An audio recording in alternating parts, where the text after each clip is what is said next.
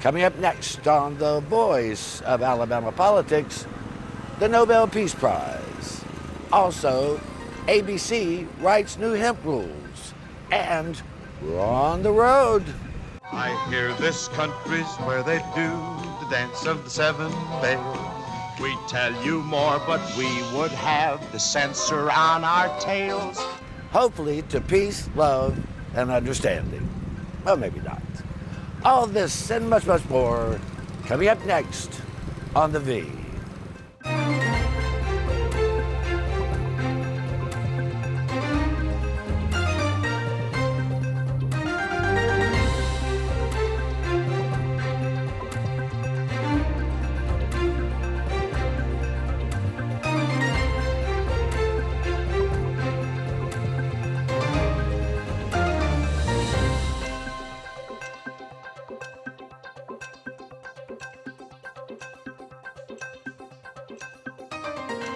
Welcome to The Voice of Alabama Politics, where we tackle the tough issues so you have the hard facts.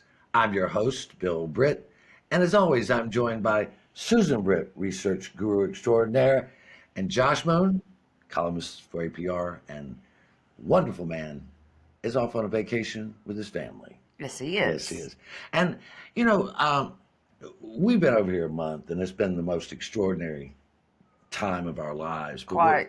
We'll get to that later. I want to talk about the Nobel Peace Prize that was awarded to María Corina Machado. And she has been a stalwart in defending democracy in Venezuela, one of the nations that has oppressed its people under Hugo Chavez and now is oppressing it under Nicolás Maduro. And she has stood up to Maduro. She has stood up to Chavez. She has demanded that, she's basically said, if you surrender and have peace without democracy, all you're doing is giving the enemies of democracy power, Susan. And the Nobel Committee saw that this woman is an inspiration to us all, born in around 1967, and she has just stood where others have fled. She's been arrested. She's been, they've prosecuted her so she couldn't be on the ballot because they were afraid she'd win. I mean, they crooked elections down there. Absolutely, and don't underestimate her. This is a very intelligent woman. She has an engineering degree. She has many other degrees as well. She is a smart intellectual person and has some real ideas about how to change the country for the better. Although they're trampling all over her voice, no matter what she does, whether she's running for assembly, whether she's running for anything, they try to keep her or anybody like her off the ballot, and they won't. They didn't even in the last election show the results. Right. They showed the results they had. How familiar does that sound?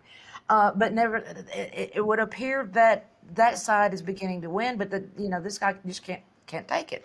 But this elevates her strongly. She is pro-democracy. She's anti-communist. She is pro, many Western ideas of on taking the control of the oil away from the government, privatizing it. She's more into having a capitalist system down there. And she is fighting. And this elevates her on the world stage greatly. Now, one of the controversies that happened, and some people saw it controversial, I saw it as strategic.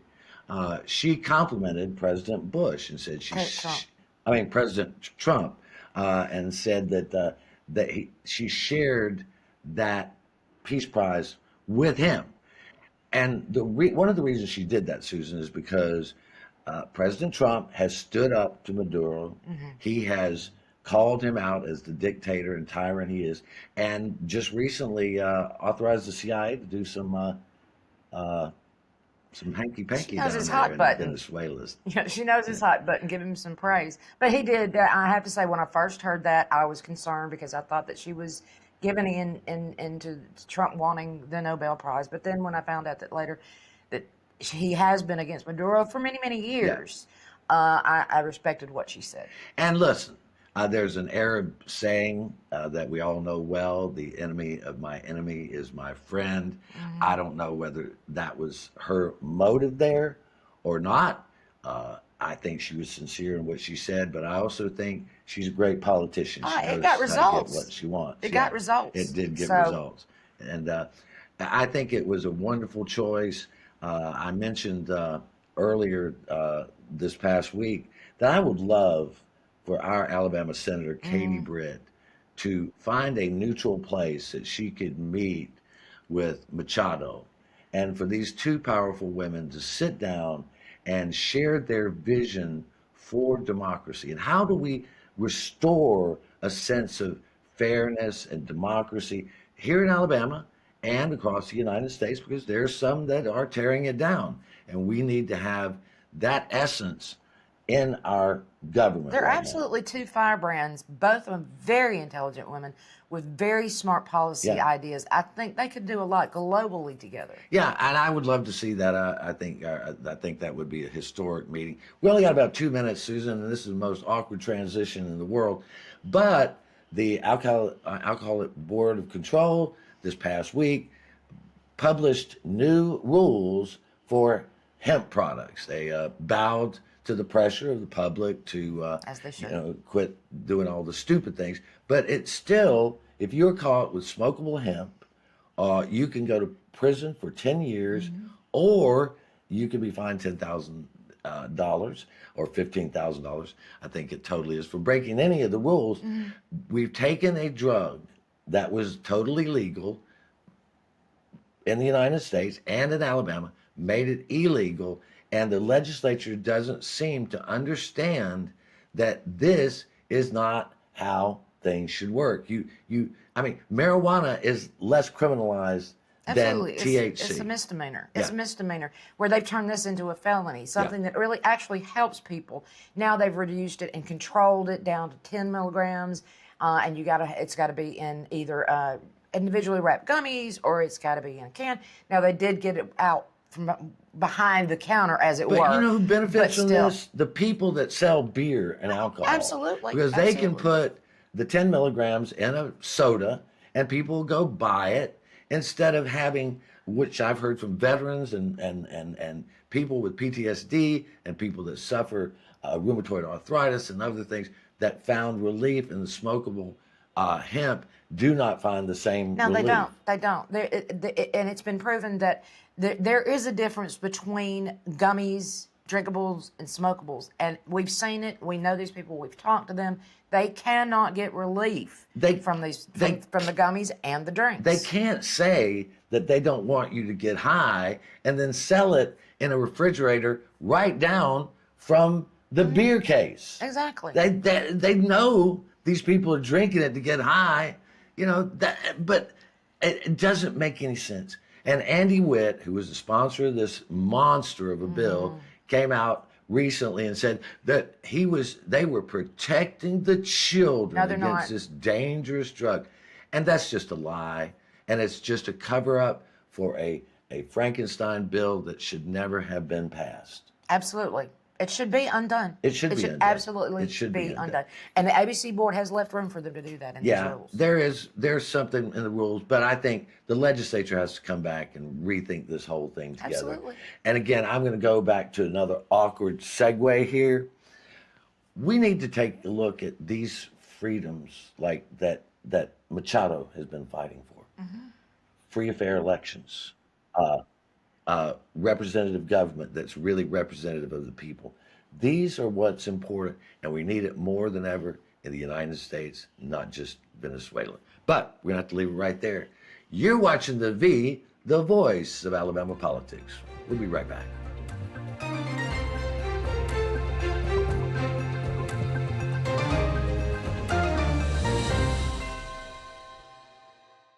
Alabama has a hands-free driving law, and that means you can't hold your mobile phone while making a call.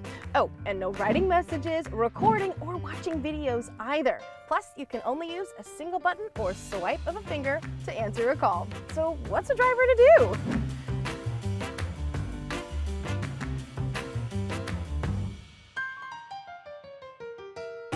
Alabama's hands-free driving law is in effect. Follow it. Your home is your most valuable asset. But what if someone tried to steal it from you? Property fraud is one of the fastest growing areas of fraud in the country today. As a district attorney, I've seen firsthand the devastating effects of property fraud. That's why I'm proud to support the Montgomery County Probate Court's REACT program. REACT is designed to protect your property and to give you peace of mind. By signing up, you'll receive an email notification if a document is filed against your property. This program is a game changer. It has the potential to prevent fraud and protect countless homeowners throughout Montgomery County. So don't wait. Sign up for REACT today and protect your home. Protect your home with REACT. Sign up today.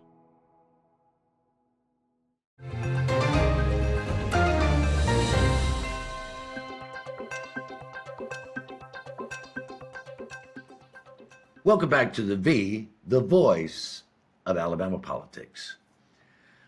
Recently, U.S. Senator Tommy Tuberville from Alabama went on the Alex Jones show. Alex Jones is the disgraced television host, conspiracy theorist. He was sued and lost over $1 billion for claiming that the Sandy Hook killing of those children was all a hoax and made up. And the families finally got some justice and shut him up. Mm-hmm. But he's still out there on television, on his whatever his little thing is.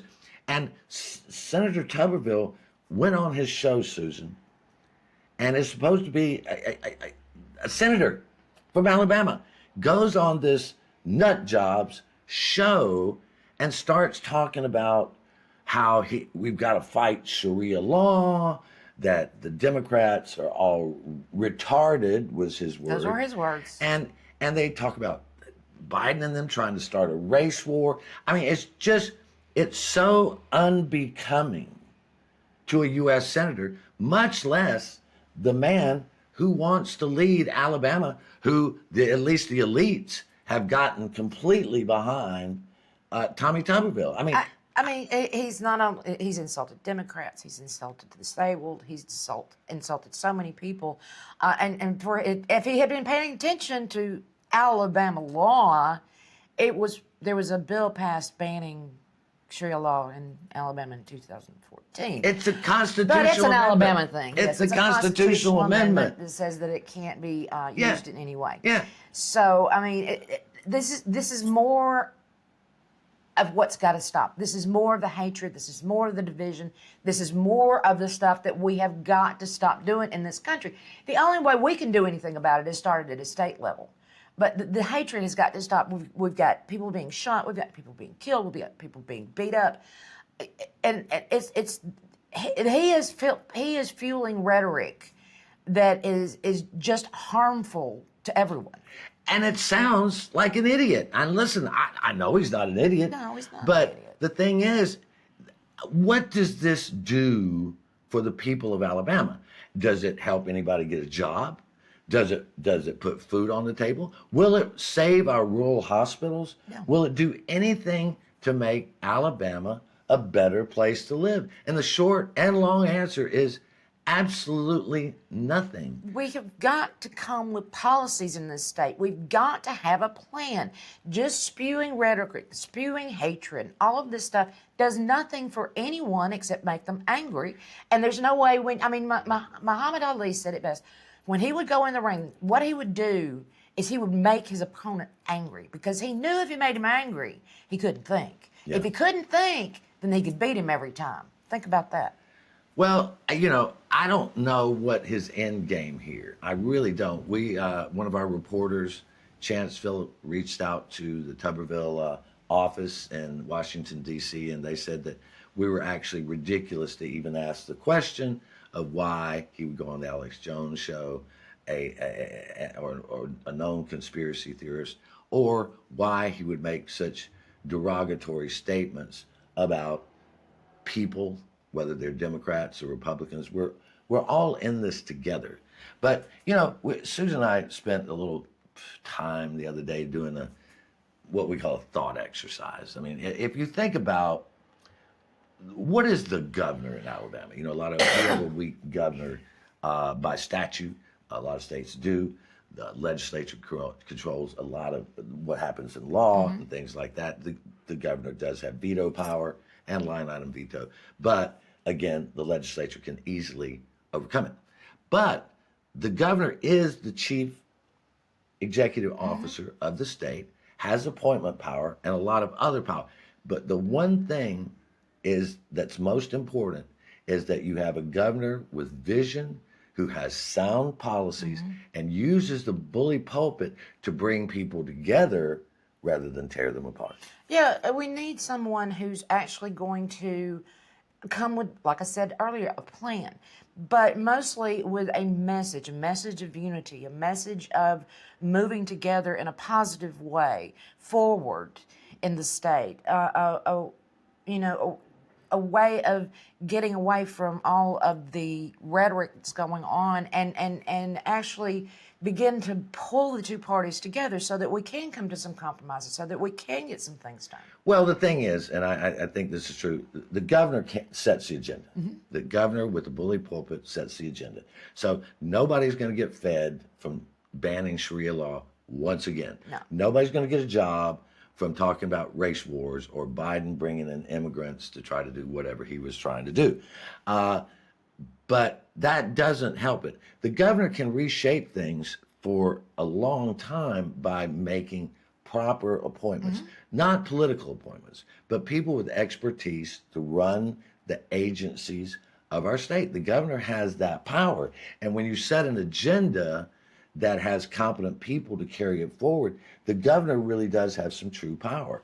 And that's an important thing because boards, commissions, the cabinet all carry out the governor's agenda.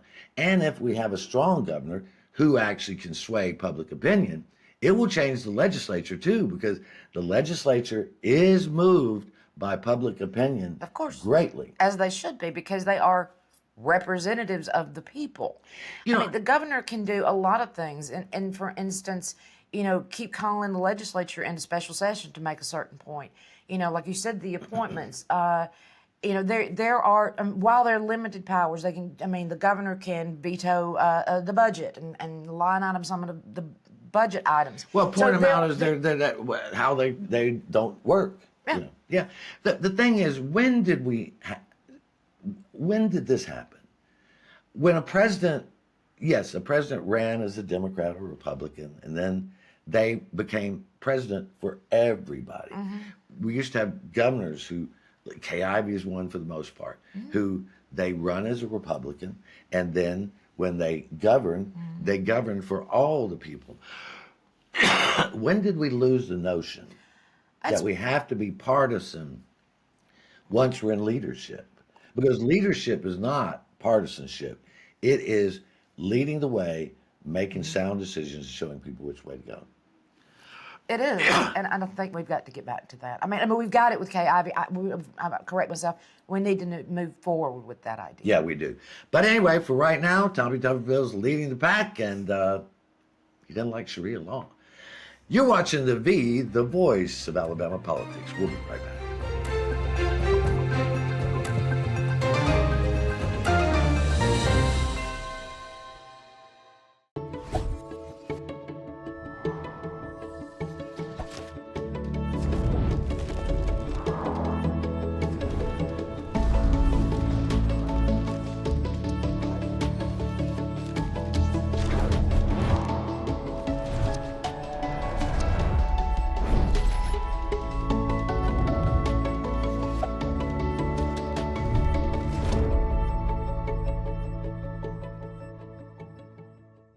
Alabama has a hands-free driving law, and that means you can't hold your mobile phone while making a call.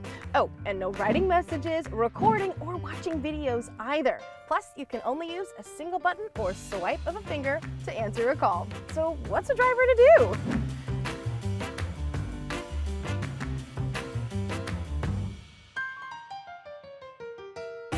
Alabama's hands-free driving law is in effect. Follow it.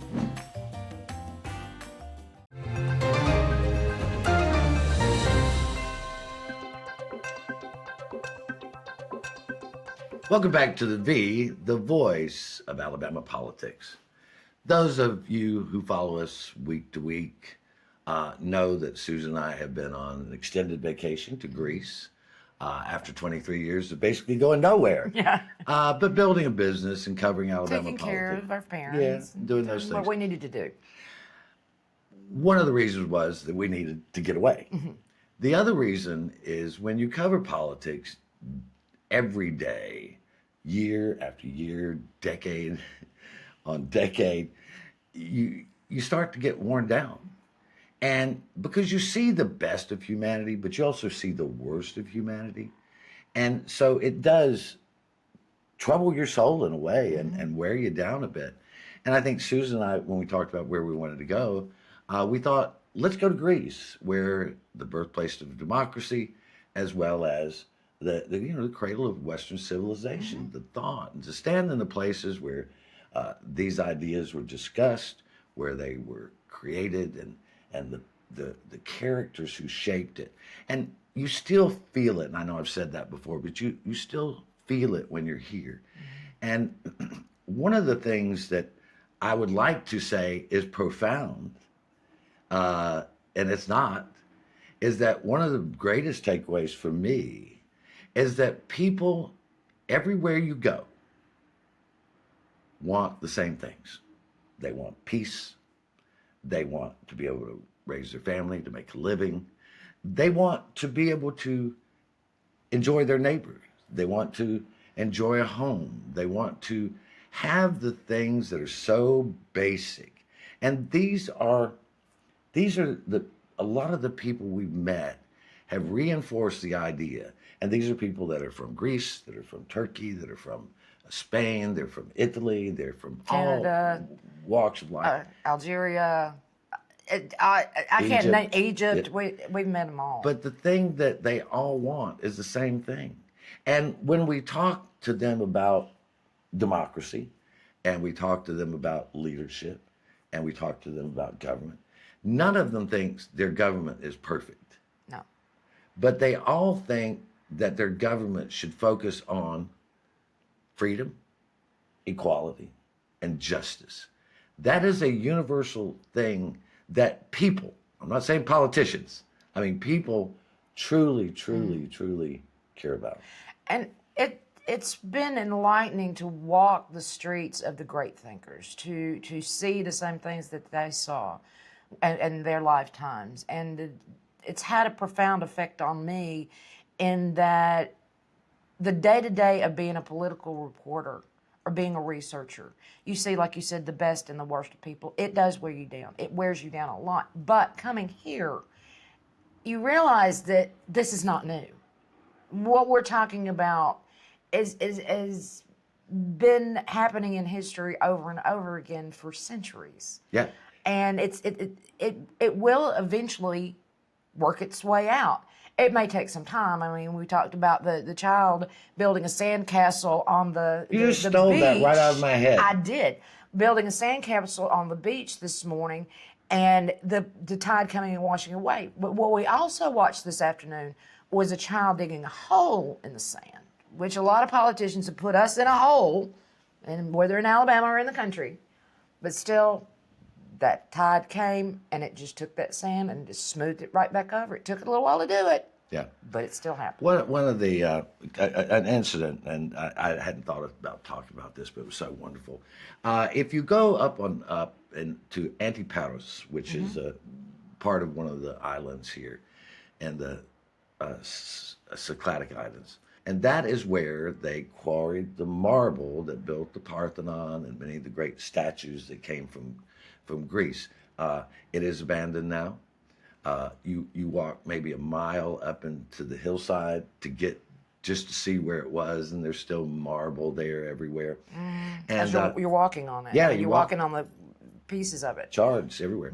So I look down this little path, and I see this hut, and I thought, wonder what that is. And we went down to the hut, and there was this little old man. I mean, he looked as old as the mountains, and he invited us in, and he had carvings out of marble. I mean, things as big as a bus to little size carvings that you could bring home. But we speak some Greek, he didn't speak any English. But we got to talking a little bit, and he realized that Susan had commented on his tomatoes and this and that and the other thing. And what did he do? He recognized that I was a gardener and he was a gardener. And so he went over and he picked one of the heads of his garlic and he put it in my hands and said, "To America, to America." So he wants me to grow his garlic in America. He also gave me a watermelon for me to get this. And he told me, you know, even though we didn't speak any English, he couldn't speak the same language, we spoke very well. It was a we universally talked to each other through gardening. And he told me how to take, to take the watermelon seeds that his great-grandfather had passed down to him, and take these seeds and take it and plant it in America, and tell me how deep to put it.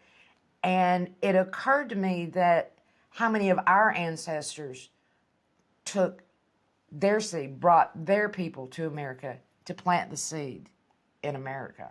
And of us. And that is sort of, I think, in a nutshell, sort of the promise of what we took away from here is that people are willing to share of what they have, whether it's meager goods or something sentimental, and that we can take it and plant it anew in another democracy. I mean, that's what happened here. And that was one of those moments that you saw human connections that was so special that this man, who didn't speak our language, we barely spoke his, connected on a visceral level so that we could plant something in our garden in Alabama.